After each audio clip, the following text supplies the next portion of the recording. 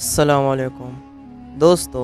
एक दफ़ा एक औरत वेकेशन गुजारने के लिए कहीं घूमने चली गई। रात को उसने एक 5 स्टार होटल में अपना कमरा बुक करवाया। कमरा बुक करने के बाद वो कमरे में चली गई, लेकिन उसकी एक 6 माह की बेटी थी जिसको काफ़ी शिद्दत से भूख लगी हुई थी। उसने नीचे आकर होटल के मैनेजर से पूछा, क्या मेरे बच्चे के लिए दूध मिल सकता है?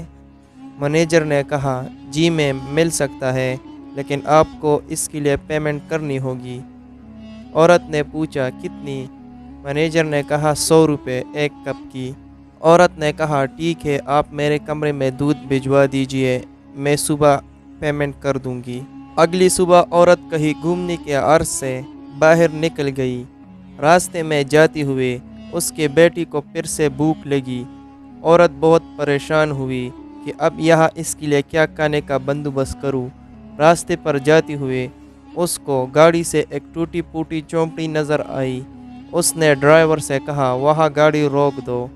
गाड़ी रोकने के बाद औरत ने झोंपड़ी वाले से पूछा, क्या मेरे बेटी के लिए दूध मिल सकता है? झोंपड़ी वाले ने कहा, जी हाँ मिल जाएगा, कितना चाहिए? औरत ने बच्चे को दूध पिलाकर उसकी भूख को शांत किया। दूध के पैसे पूछने पर बूढ़ा दुकानदार मालिक बोला, बेटी हम बच्ची की दूध के पैसे नहीं लेते, अगर रास्ते के लिए चाहिए हो तो मज़ीद दूध लेती जाओ। बच्ची की माँ के मन में एक सवाल बार बार घूम रहा था कि अमीर कौन, 5 स्टार होटल वाला या टूटी फूटी झोंपड़ी वाला एक बूढ़ा आदमी? जैसे कि कहते हैं, मिली थी ज़िंदगी किसी के काम आने के लिए, और वक़्त बीत रहा है कागज़ के टुकड़े कमाने के लिए।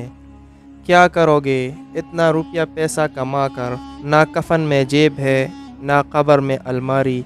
इसलिए जितने पर ज़िंदगी गुजर सकती है उतने पे ही गुजार लो, बाकी औरों को दो, अल्लाह के नाम पर दो, सदका और खैरात दिया करो, ताकि लोगों के दिलों में एक अच्छा मुकाम हासिल करो और उस जहाँ में भी कामयाब हो जाओ। तो दोस्तों, अगर आपको हमारी आज की वीडियो पसंद आई हो तो हमारे चैनल को सब्सक्राइब करें मज़ीद अच्छी वीडियो सबसे पहले देखने के लिए। Thanks for watching.